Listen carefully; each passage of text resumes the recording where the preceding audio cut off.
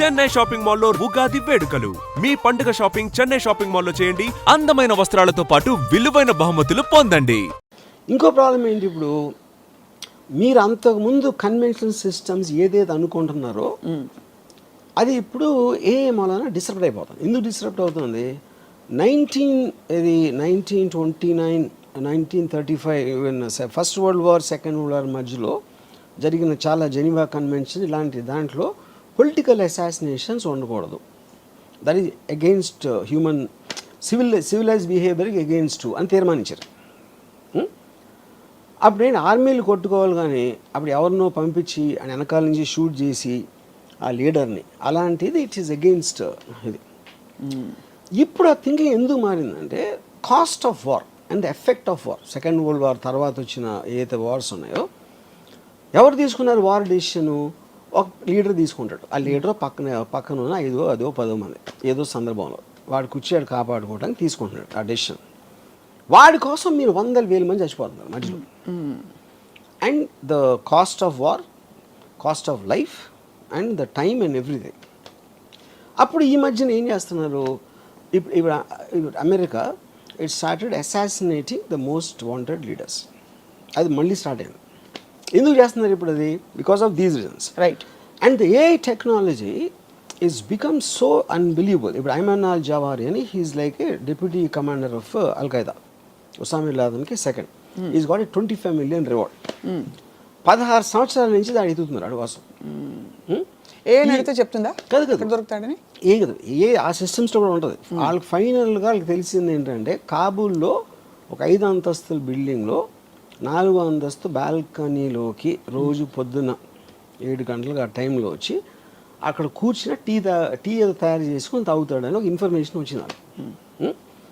So వాళ్ళు ఏం చేశారు, ఒక ప్రెడేటర్ డ్రోన్ అన్మాన్డ్ దాన్ని పంపించి కాబూల్కి ఒక 1 mile డిస్టెన్స్ నుంచి they deployed a missile called R9X. అదేం చేస్తుందంటే దగ్గరకు వచ్చి అది పేలదు, దాంట్లోంచి కత్తులు వస్తాయి బయటికి, అది సర్రని తిరిగి నరికేస్తాయి టార్గెట్ని. అది ఎందుకు కనిపెట్టారంటే కొలాటరల్ డ్యామేజ్, అంటే బాంబు పేలితే పక్కన వాళ్ళు కూడా పోతారు, వాళ్ళని చంపడానికి ఉద్దేశం కాదు.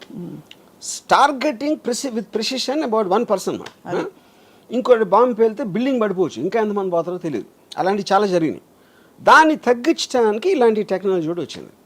ఇప్పుడు ఇది కంప్లీట్లీ డ్రివెన్ బై ఎలా అది మీరు టార్గెట్ ఎయిమ్ చేసిన తర్వాత, డిప్లాయ్ చేసిన తర్వాత, అది హెడ్ విండ్ గాలి వస్తుందా, ఎదురుగాల, టెయిల్ విండా, ఏవి అన్నీ క్యాలిక్యులేట్ చేసి కంటిన్యూస్గా ప్రెసిషన్లో ఉంచుతుంది. 1 mile దూరంలో కనపడదు, ఎందుకంటే అది 4-5 feet ఉంటుంది. 1 mile అక్కడి నుంచి స్టార్ట్ అయ్యి ఈ దగ్గర రావడానికి 4 secondsలో వస్తుంది. Because travels at Mach 10 speed. మీకు సౌండ్ కూడా వినిపించదు. సో అక్కడ అప్పుడు ఏమవుతుంది, ఈడొక్కడ పోయాడు. మీరు ఇది లేకుండా చేయాలంటే ఒక పెద్ద ప్లటూని పంపి చాలా విరోచితంగా లోపల వాళ్ళకి తెలిసిపోయి వాళ్ళు షూట్ చేసి వీళ్ళు షూట్ చేసి ఎంతమంది పోతారో ఆడు తప్పించుకుంటాడా లేదా తెలియదు. Same thing they applied. ఇప్పుడు ఇది మన రాకెట్ సైంటిస్ట్ ఉన్నాడు, మన న్యూక్లియర్ సైంటిస్ట్ ఇరాన్, ఆడిని ఆ పర్టిక్యులర్ దాంట్లో వచ్చి ఆడి దగ్గర కొట్టి అది లేచిన తర్వాత ఒక ఏమంటుందని లాన్లోంచి ఒక రోబోటిక్ థింగ్ చేసి మెషిన్ గన్తో కలిసింది. అండ్ మనుషులే లేరు అక్కడ, everything is done by machines control by air. అప్పుడు చాలామంది ఆలోచించింది ఏంటంటే, సెకండ్ వరల్డ్ వార్ ఎందుకు వచ్చింది అసలు? హిట్లర్ని చంపటం వచ్చింది. హిట్లర్ అని కూడా స్టార్ట్ చేశాడు. అవును, సెకండ్ వార్ ఎండ్ అయిపోవాలంటే హిట్లర్ చచ్చిపోవాలి. కానీ హిట్లర్కి మనకి మధ్యన, అది మనకంటే అమెరికన్ ఫోర్సెస్కి ఒక 1000 మంది ఉన్నారు, ట్యాంకులు గీంకులు అన్నీ చేసుకొని. వాడి దగ్గరికి రీచ్ అవ్వటానికి అయింది వార్. ఇప్పుడు ఆడికి వాషింగ్టన్లో కూర్చున్నాడు, ఒక బటన్ నొక్కితే ఈ డ్రోన్ గీనో వచ్చి సపక్కని లేపేస్తే ఇంకా సెకండ్ వార్ ఎట్లా ఉంటుంది? అవును, కరెక్ట్. ఇప్పుడు రేపు పొద్దున మనకి ఇంకో కంట్రీకి వార్ వచ్చింది సపోజ్. ఇప్పుడు మీరు ప్రైమ్ మినిస్టర్ని, joint chiefs of staff, army, navy, naval కమాండర్ని చంపేసినాయి అనుకోండి, మిసైల్స్ వచ్చి, మిసైల్స్ డ్రోన్స్ ఏదో వచ్చి. మీకు లీడర్స్ పోతే వేరే వాళ్ళు వార్ ఏం చేస్తారు? మహారాజ్ చచ్చిపోతే సైన్యం వార్ ఎందుకు చేస్తుంది? అవును, ఈ క్వశ్చన్స్ అని రీఎమర్జ్ అవుతున్నాయి. ఎందుకంటే మీ న్యాచురల్ ఇన్స్టింక్ట్లో లీడర్ని చంపితే అయిపోతుంది కదా అంటే లీడర్ని అసాసినేట్ చేయకూడదనే మారల్ కోడ్ నుంచి ఈ మొత్తం కాస్ట్ ఆఫ్ వార్ క్యాలిక్యులేట్ చేసి కొత్త మోడల్స్ ఆఫ్ వార్ మొత్తం అంతా కలిసి మనం కేవలం ఎవడో తీసుకొని వాడిని టార్గెట్ చేద్దాం. 20 సంవత్సరాలు ఆఫ్ఘనిస్తాన్లో వార్ జరిగింది. ఫైనల్గా ఇచ్చేసారు, తాలిబాన్ మళ్ళీ వచ్చేసారు. $4 trillion వచ్చింది అమెరికాకి. ఇప్పుడు ఆడ ఫస్ట్ నుంచి ఆడ ఆఫ్ఘనిస్తాన్ దాని చావుని మనకి ఉసామా బిన్ లాదెన్ ఒక్కడే చంపాలి అంటే మీకు కాస్ట్ టైం ఎఫర్ట్ ఎంత ఎంత తగ్గిపోతుంది? ఖచ్చితంగా తగ్గేది. అండ్ అప్పుడు వాళ్ళు ఏమంటారు, $25 million కాకపోతే $100 million ఇస్తాం ఆయన పట్టుకుంటే. అప్పుడు వాడి చుట్టూ ఉన్న వాళ్ళు శత్రు అంటే targeted assassination killing plans is the future rather than war. అయితే థర్డ్ వరల్డ్ వార్ వస్తుంది ఇవన్నీ ఇప్పుడు మన బంగ్లాదేశ్ ఏదైనా అవ్వచ్చు. నా పాయింట్ థర్డ్ వరల్డ్ వార్ రావడానికి ఎవడో పెచ్చోడో ఒక న్యూక్లియర్ బటన్ నూకేంటే అయిపోతుంది. ఆడు పిచ్చోడు మనం అనుకున్నాం, ఆడుకున్న యూజువల్ వేరే అవ్వచ్చు ఏదో.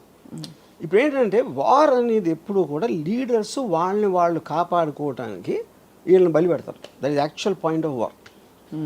ఇప్పుడు అంటే ఒక ఉదాహరణకు ఒక క్వశ్చన్ అడుగుతాను. ఇప్పుడు మనందరూ ఒక యావరేజ్ జీతం ఏదో ఉందనుకోండి, సపోజ్ వాట్ ఎవర్ మన క్వాలిటీ ఆఫ్ లైఫ్ ఉంది.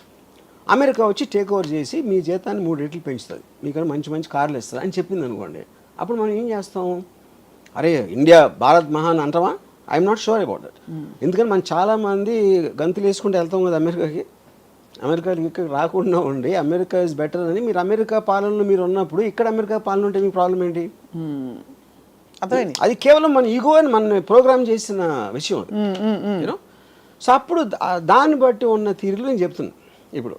సో బేసిక్గా ఎవడైతే పైన ఉన్నాడో వాడిని కాపాడుకోవడానికి వార్ వస్తుంది. అది నా ఫండమెంటల్ థింగ్. ఏఐ వస్తే ఇప్పుడు పాకిస్తాన్ ఇండియాకి వస్తే సప్న రాము వాళ్ళు తీసుకోలేదు కదా డిసిషన్. అది మన పక్కింటి వాళ్ళు తీసుకో, ఎదురింటి వాళ్ళు తీసుకో, మనకి తెలుసు ఎవరు తీసుకున్నారు? ఢిల్లీలో ఉన్న 10 మంది తీసుకున్నారు. అవును, మన దేశాన్ని తీసుకెళ్ళిపోతున్నారని మనలో ఒక ఇది చేసి. కానీ ఆ దేశం బెటర్ అవుతే అప్పుడు ఎందుకు వార్ చేస్తారు మీరు? మీరు ఎవరితో ఫైట్ చేసినా మీ దగ్గర ఉన్నది ఏదో పోతుందేమో అనే భయంతో చేస్తారు.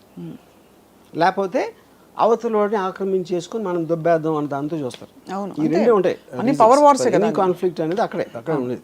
కరెక్ట్. 99% ఆఫ్ ద పీపుల్ వాళ్ళు ఉంటే వాళ్ళ బతుకులు వాళ్ళు బతుకుతారు. They don't even know what's happening. వాళ్ళు చెప్పేవారు కూడా తెలియదు వాళ్ళకి రీజన్ రైట్ ఎక్కడ ఉంది. సో ఈ కాంటెక్స్ అన్నిటిలోని ఒకటి ఏఐకున్న ఇంటెలిజెన్స్, సో అది అందరికీ ఇస్తుంది. అది ప్రాబ్లం. ఒక్కడికే ఉంటే వేరు. అది మీకు తెలిసి, నాకు తెలిసి, మన దగ్గర పనిచేసేవాడికి తెలిసి, డ్రైవర్కి తెలిస్తే everybody is armed with the same knowledge, right, same intelligence. వాడికి తెలియకపోతే సందర్భం వచ్చినప్పుడు అటు తెలుసుకుంటాడు. లేదు అంటే వాళ్ళు క్రియేట్ చేసుకోవాలి. అందుకనే కాంటెక్స్ట్ ఆఫ్ వార్ ఎవరి ఏఐ వాళ్ళే. బిగ్గెస్ట్ ప్రాబ్లం ఏమవుతుందంటే ఏఐతో మీకు మోటివేషన్ పోతుంది. మోటివేషన్ ఎందుకు పోతుంది అంటే అబ్సల్యూట్లీ ఆల్రెడీ నాకు అన్నీ తెలిసిన నా ఫ్రెండ్ నా దగ్గర ఉంటే మీరెందుకు మళ్ళీ చదువుకోవాలి, మీరెందుకు నేర్చుకోవాలి, మీరెందుకు అర్థం చేసుకోవడానికి ట్రై చేయాలి? అది స్టూపిడ్. మోటివేషన్ అంటే ఆఫ్ కోర్స్ క్యాలిక్యులేటర్స్ తర్వాత 2, 4 అది క్వశ్చన్ కాదు. మోటివేషన్ అనేది ఒక మనిషికి ఎందుకు ఉపయోగం? మోటివేషన్తోనే తను కష్టపడతాడు. తను ఏదో ఇంకొక పెద్ద ఒక రీచ్ అవ్వటానికి ట్రై చేస్తాడు. దానికి ఏం కావాలి? నాలెడ్జ్ కావాలి, ఒక అంబిషన్ కావాలి, ఒక ఇంటెలిజెన్స్ కావాలి, ఒక ఎఫర్ట్ కావాలి. ఇవన్నీ వేరే వాళ్ళు చేసి మనకన్నా బెటర్గా చేస్తున్నప్పుడు, ఇప్పుడు నేను సపోజ్ డైరెక్టర్ అవ్వను అనుకోండి, నేను ఉన్న డైరెక్టర్ కన్నా నేను బెటర్గా తీస్తాను అని అన్నప్పుడే నాకు మోటివేషన్ వస్తుంది. ఇది ఒకటే. లేదా నేను రేస్ ఉన్నాను, రన్నింగ్ రేస్లో ఉన్నప్పుడు 10 మంది పరిగెడతామంటే నాకన్నా ఫాస్ట్గా పరిగెట్టేవాడు ఒక 10 అడుగులు నాకన్నా ముందు ఉన్నాడు. అవును, 10 అడుగులు దూరం ఉన్నప్పుడు ఎలాగైనా అందుకోవాలని ఇంకా నేను కష్టపడి ఇంకా పరిగెడతాను. అదే వాడు 1 మైల్ ముందుకు వెళ్ళిపోయాడు అనుకోండి, 1 మైల్ అందుకోవటం అనేది నాకు వల్ల కాదు అని నాకు తెలుసు. అప్పుడు అయిపోతాను. అప్పుడు ఆ కాంటెక్స్ట్ ఏమవుతుందంటే మోటివేషన్ లేనప్పుడు మీరు చదువుకోవటం, నాలెడ్జ్ సంపాదించడం, ఒక అంబిషన్ ఉండటం అనే వాటికి మీనింగ్ ఉండదు. అప్పుడు ఏంటి, స్లోగా మనం మళ్ళీ ఆది మానవులు అయిపోతాం. ఆది మానవుడి నుంచి మనం మోటివేషన్తో వచ్చాం ఇంతవరకు. అది రివర్స్ ప్రాసెస్లో అవుతుంది ఎప్పుడైతే మోటివేషన్ పోయిందో. ఎందుకు రివర్స్ ఎందుకోవాలి? అక్కడే ఉండొచ్చు. అదే అంటే అక్కడే ఉంటాం అంటే అక్కడే ఉన్నప్పుడు ఆడ వెళ్ళిపోతే అదే కదా డిస్టెన్స్ అదే ఉంటుంది కదా. డిస్టెన్స్ బట్టి. సో ఓకే, అప్పుడేంటి అది రీచ్ అయిన స్టేజ్తో కంపేర్ చేస్తే మనం ఇప్పుడు ఆది మానవులు ఏమైనా ఉంటాం, మనం ఆ స్టేజ్లో ఉంటాం. అది నేను చెప్పేది. మనం ఉన్నప్పుడు ఆది మానవులుగా మనల్ని ఏ ఇసుకు రారా అని చెప్పి ఛాలెంజ్ చేసే ఏ లేదు. ఇప్పుడు ఉంది కాబట్టి మనం గ్యాప్ పెరిగిపోతుంది. అప్పుడు ఏమీ లేదు కదా. అప్పుడు పాయింట్ ఆఫ్ రెఫరెన్స్ ఏఐకి మనం ఇర్రిలవెంట్. మనం ఉన్నా లేకపోయినా అది సెన్షియంట్ అయినప్పుడు వీ బికమ్ ఇర్రిలవెంట్. మనకి ఏ sir irrelevant. Correct. But I'm saying for us to evolve from real ఆదిమానవ time what was our motivation? గుర్రపు స్వారీలు చేసినప్పుడు గుర్రాలు ఇంపార్టెంట్. కార్లు వచ్చినప్పుడు గుర్రాలు ఎందుకు ఇంపార్టెంట్ అవుతాయి? కరెక్ట్. అది ఎగ్జాక్ట్లీ ద ప్రాసెస్. అసలు గుర్రాలని వాడచ్చు అనే అవసరం ఉంది కాబట్టి గుర్రాలని వాడడం మొదలుపెట్టి గుర్రపు స్వారీ అని ఒక తయారైంది. వెన్ వీఆర్ ఆదిమానవ్స్ we didn't have any point of reference. ఒక బ్లాంక్ క్యాన్వాస్ మీద మనం చేసుకుంటూ పోయి ఇంత డివాల్వ్ అయ్యాం. ఇప్పుడు ఏంటి, మనకు పాయింట్ ఆఫ్ రెఫరెన్స్ మనం తరుముతున్న ఒక కాలం ఉంది కాల్డ్ ఏఐ. సో దాని రెఫరెన్స్ మన అసలు పట్టించుకోవట్లేదు. అదే దట్స్ ఎ డిఫరెన్స్ అంటున్నా. యా, బట్ మనం తరం పడుతున్నాం because we want to catch up at least as a respiration. తరం పడతాం, మనం వెనక పడుతున్నాం. తరం పట్ల అది వెనకాల వస్తూ ఉంటే తరం పట్టం. అది మిమ్మల్ని పట్టించుకొని ముందుకు వెళ్ళిపోతే మనం అప్పుడు వెనక పట్టం. Point noted sir. My whole point is అప్పుడు అబ్సల్యూట్ ఎవల్యూషన్, ఇప్పుడు relative. Everything is relative. Any time is relative. ఇప్పుడు గుర్ర స్వారీ ఎందుకు వచ్చింది? ఆడికి ఐడియా వచ్చింది, అరే మనం ఒకటి నడుస్తున్నాం, దాన్ని ఏదో చేసి దాన్ని జానబెట్టు ఏదో చేసి దానికి ట్రైనింగ్ ఇచ్చి గుర్రం ఎక్కితే మనం నడవాల్సిన అవసరం ఉండదు, ఫాస్ట్గా వెళ్ళొచ్చు. That is what the motivation of understanding. But that was a natural need. Everything is natural need including a. ఇప్పుడు ఏ కూడా మనం ఇంతవరకు తీసుకోవచ్చు. ఇప్పుడు మన పెరిగి దాటి వెళ్ళిపోయింది అది. Correct. That is a point.